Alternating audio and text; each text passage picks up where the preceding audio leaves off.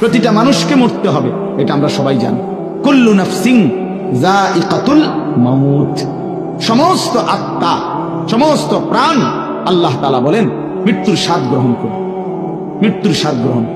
কুল ইন্নাল মাউতাল্লাযী তাফিরুনা মিনহু ফাইন্নাহু মুলাকীকুম, আল্লাহ তাআলা বলেন হে নবী আপনি বলে দেন, ও দুনিয়াবাসী, মৃত্যু থেকে তোমরা যেখানেই পলায়ন করো না কেন, মৃত্যু তোমাদের সাথে সেখানে গিয়েই নিজেই মোলাকাত করো, সাক্ষাৎ করো। তুমি ডাকতে হবে না, মৃত্যু নিজেই আসে, মৃত্যু নিজেই আসে। আইনামা তাকুনু ইউদরিকুমুল মাউতু ওয়ালাউ কুনতুম ফি বুরুজিন মুশাইয়াদা, আল্লাহ বলে তুমি যদি এমন একটা বিল্ডিং বানাও, ঘর বানাও, যে ঘরটা অনেক উঁচা, যে ঘরটার উপর দিয়া কেউ ভিতরে ঢুকতে পারবে না, যে ঘরটার মধ্যে একটা ছিদ্র নাই, একদম আটকানো, তো এরকম একটা ছিদ্রবিহীন সুউচ্চ ঘরও যদি তুমি বানিয়ে তার ভেতরেও তুমি আশ্রয় নাও, তো ইউদরিকুমুল মাউতু, মৃত্যু তোমার সেখানেই পৌঁছে।